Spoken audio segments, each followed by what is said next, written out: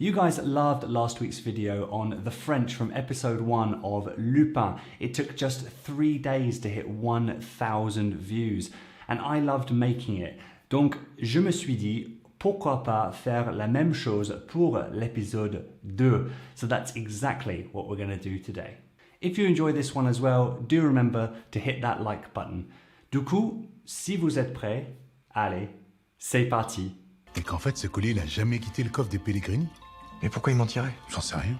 Mais s'ils ont menti là-dessus, ils ont peut-être menti sur tout le reste. Y compris sur l'accusation de vol contre mon père. A nice expression to start us off, which is y compris.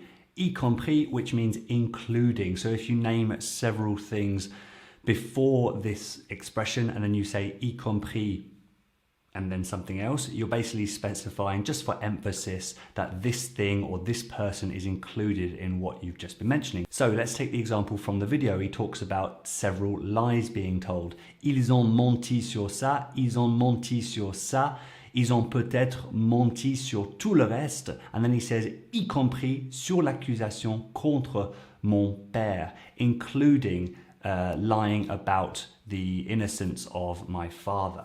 Mais pourquoi ils mentiraient? J'en sais rien. Mais s'ils ont menti là-dessus, ils ont peut-être menti sur tout le reste. Y compris sur l'accusation de vol contre mon père. It's a lovely little expression, y compris. But you could also use it for saying something like, dans mon groupe d'amis, il y a 3 personnes qui parlent français, y compris moi. Like, there's 3 people in my group of friends who speak French, including me. I'm one of them. Y compris sur l'accusation de vol contre mon père. 25 ans que je me dis que mon père est un voleur. J'ai grandi avec ça. 25 ans que je me plante. Doucement, Hassan. T'as le collier, tu t'en es sorti.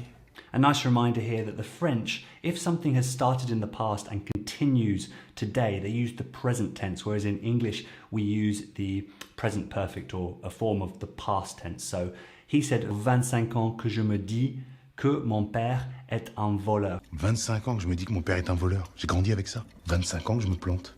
25 years that I tell myself, that I am telling myself that my father is a thief, and 25 ans que je me plante, 25 ans, 25 years that I am wrong. In English you would say 25 years that I have believed my father was a thief, and 25 years that I've been wrong. I have been wrong. So remember that the French use the present tense to talk about something that started in the past and still continuing in the future, or basically maybe it just finished right now, but so far it's been 25 years that he's been wrong.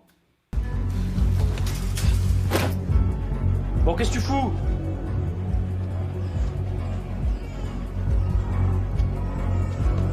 Bon, qu'est-ce que tu fous? Bon, qu'est-ce que tu fous? So here he's using the verb foutre, foutre, which has a few vulgar meanings, but here it's not too bad. It basically, in this case, means what the hell are you doing? When he says qu'est-ce que tu fous? What the hell are you doing? What the heck are you doing? Or maybe what the F are you doing? So it can be seen as, and I like to think of it as the sort of stronger version of faire. Qu'est-ce que tu fais? What are you doing? Which can be, you know, if you say it in a nice tone, qu'est-ce que tu fais? It's quite inquisitive, but you can also say qu'est-ce que tu fais? Like, what are you doing? You know, you can tell by the change in my tone what I mean in English, where it's the same in French. But if you say qu'est-ce que tu fous? Qu'est-ce que tu fous? It's a lot stronger, and you can think of it as what the hell are you doing? Bon, qu'est-ce que tu fous?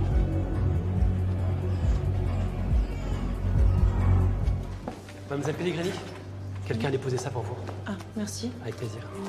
Now here, I learned something about on, because I would have said that if you're talking about someone unidentified leaving a note for someone else, you would say on, but he said quelqu'un, which from an English perspective makes complete sense. But so far, in my experience with French, I've always heard them say on in this case. So they would have said on a déposé ça pour vous, and that's exactly what my subtitle said.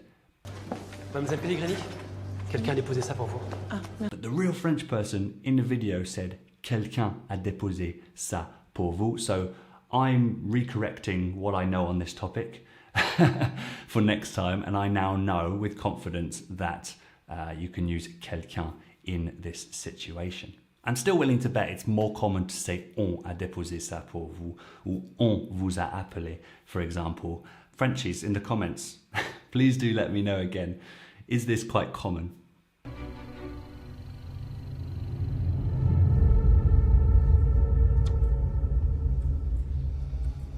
J'en fais toujours, moi, des fautes d'orthographe. Toi et moi, oui. Mais mon père, jamais. Encore moins deux de suite. Now this is a good sentence to analyse for one of the uses of the complicated pronoun en, en. He says, j'en fais toujours, moi, des fautes orthographe. So en here is representing the partial or unknown quantity of spelling errors that this guy's talking about. If he just said, j'en fais toujours, we would like, what's the en representing? What's he talking about? But because of the context of the conversation, we know what he's talking about. Because we just, at the beginning of this scene, the two men had been talking, we weren't privy to it. He then had to specify in the dialogue what exactly he's talking about. So after he says, j'en fais toujours, moi, he says, des fautes orthographe. So then he specifies. And in English, we wouldn't order the sentence that way, right? We'd say, I make them all the time, spelling mistakes. It sounds a bit weird. Maybe you could say it in certain situations, but it sounds a bit weird. We say, I make spelling mistakes all the time, or I make them all the time. And from the context, you'd know what them refers to. So this is basically the equivalent of that. J'en fais toujours. J'en fais toujours. So en can represent a partial quantity of something. J'en fais toujours, moi, des fautes d'orthographe. Toi et moi, oui. Ça y est. Les surveillants viennent de changer.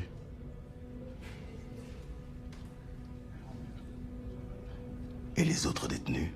Ça fait une semaine que t'es en quarantaine avec les nouveaux arrivants. Just to note on a new word that I learned as I was watching this episode, of which there are so many, by the way, but this one stood out to me. Les autres détenus. Détenus. Les autres détenus, which means inmates, the other inmates. Or you could say prisoners, but the direct translation of prisoners is les prisonniers. So I just like this. I now have two words to talk about prisoners, and it helped me think maybe in the real world, the French would mainly use détenu instead of prisonnier. And if you look at it closely, it's also the past tense of the verb détenir, or to detain. So of course, the past tense of that in English would be detained. So the detained is basically what you're calling the noun here. So yeah, it's quite logical. Je sais que dans un premier temps, c'est difficile ici. Mais je suis sûr que tu vas t'y faire. Ici, nous respectons. Two things here. The first thing is my subtitles are different, which is not so much of a surprise, but it says au début in the subtitles, and the actor says, or the character says, dans un premier temps. Dans un premier temps, which means first of all, or at first. And I always like this because if you literally translate it, it's in a first time, which just doesn't make sense in English. So I like that it's something structurally different is used in French, and I like when I manage to remember those things. So dans un premier temps means first of all or at first, but here it says au début, which is also just as acceptable. Je sais que dans un premier temps, c'est difficile ici.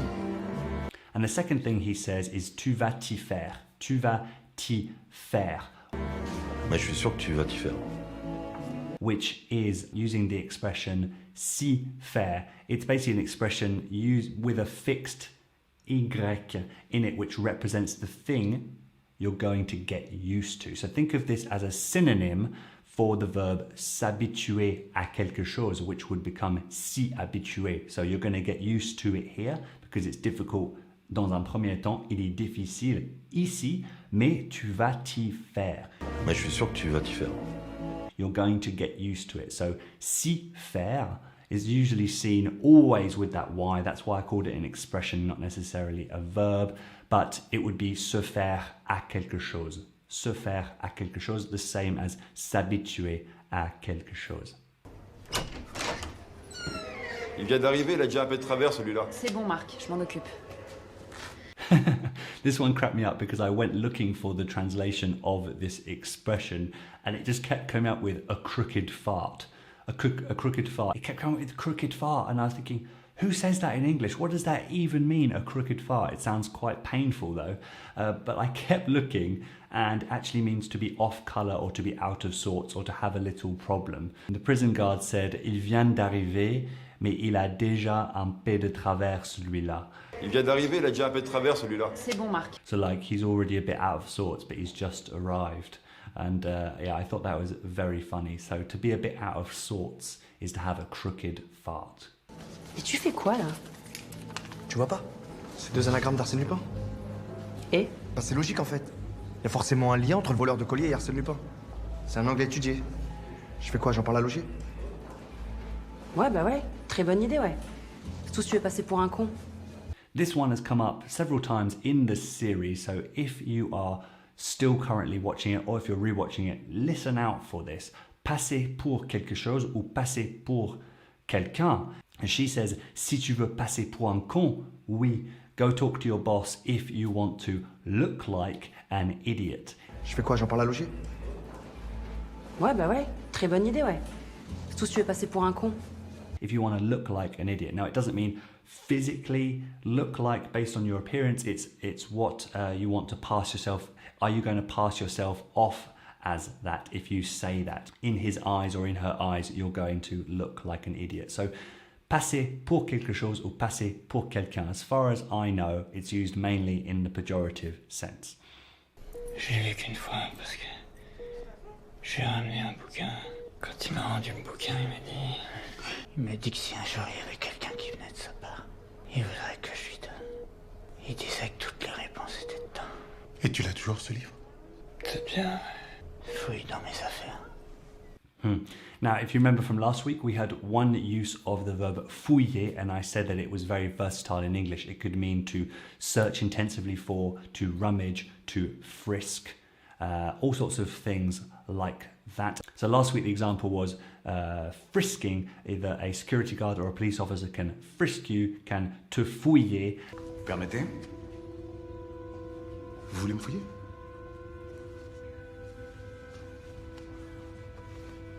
And in this case, he's talking about fouille dans mes affaires. So go through my things to find the book you're looking for. So there's probably a lot of things to go through. So you've got to search deep. You've got to rummage through things. So just a second example of the versatile verb fouiller. Fouille dans mes affaires. T'as déjà entendu parler du collège d'Andrézy? C'est un des meilleurs collèges privés de France. Quelqu'un tient apparemment à ce que tu y ailles l'année prochaine. Ce généreux donateur a tout payé. A complicated sentence grammatically to go through, but I thought it would be a nice one to look at. Quelqu'un tient à ce que tu y ailles l'année prochaine, or the subtitles that say l'an prochain. Here they're pretty interchangeable, and that doesn't surprise me.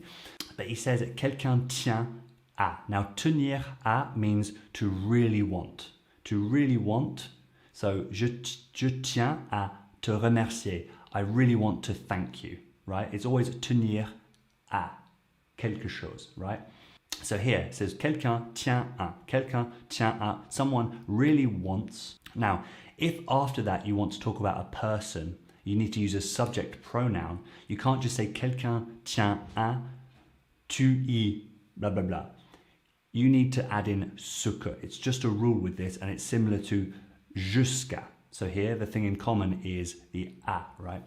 If you want to say until I know more, for example, I'm using the subject I, so je in French, jusqu'à ce que je sache davantage, right? Sur ça, whatever. So here you have to use à ce que. So it's the same with here. So quelqu'un tient à ce que. Now in English you would say someone wants you to go. So then you'd use the infinitive of the verb to go. But in French, if you're talking about wanting someone to do something, you have to say, if we use the simple verb, je veux que tu y ailles. You have to say je veux que and then the person again. I want that the person does this, right? So you've got to conjugate it again. So quelqu'un tient à ce que tu y ailles. So this is the next level of this. After ce que tu, tiens à ce que tu introduces the subjunctive. Just like jusqu'à ce que tu or jusqu'à ce que je, it's the subjunctive. So it's the same as tenir à ce que te, tenir à ce que je, tenir à ce que il. You need to use the subjunctive after it. So the subjunctive conjugation for aller in the present is aille with the subject pronoun of tu. So quelqu'un tient à ce que tu y ailles.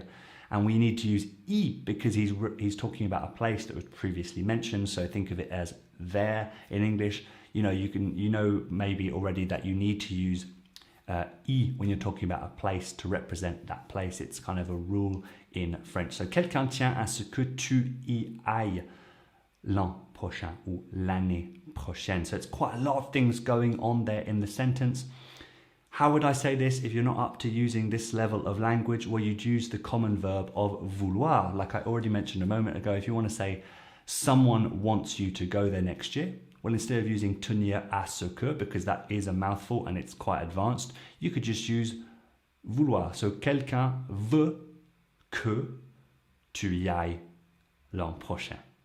So here you just have the que, which is a bit more familiar or a lot more familiar to most of us French learners than à ce que tu y ailles, which is something you can get to later. So I hope breaking that down, albeit fast, made some sense to some of you out there. Profites-en, c'est ta chance. Rien n'est écrit. Je suis content que ça te plaise. So here is the second use of the subjunctive in about 20 seconds of dialogue. The first one was tenir à quelque chose, and that's because you are giving a desire, you're expressing a desire, and that's when you use the subjunctive. Another time you use the subjunctive is when you're expressing an emotion. In this scene, he says, je suis content que ça te plaise. Je suis content que ça te plaise. He's saying, I'm happy that blah, blah, blah. And that is expressing happiness, is expressing his opinion, his emotion on something. And so the second part needs to be in the subjunctive. And he says, je suis content que ça te plaise. Now, you can often, instead of saying aimer quelque chose, a very French way is saying plaire à quelqu'un. So you have to switch this, the order of the sentence around than when you would say, I like something. You say something pleases to me, essentially, if you literally translate it. Ça me plaît, ça te plaît. In this case, it says, je suis content que ça te plaise. And the subjunctive of plaire is plaise when you're putting it with the subject pronoun of ça, or the third person singular. C'était bien, SVT? Raoul, je te parle, chérie. Ton contrôle de SVT s'est bien passé?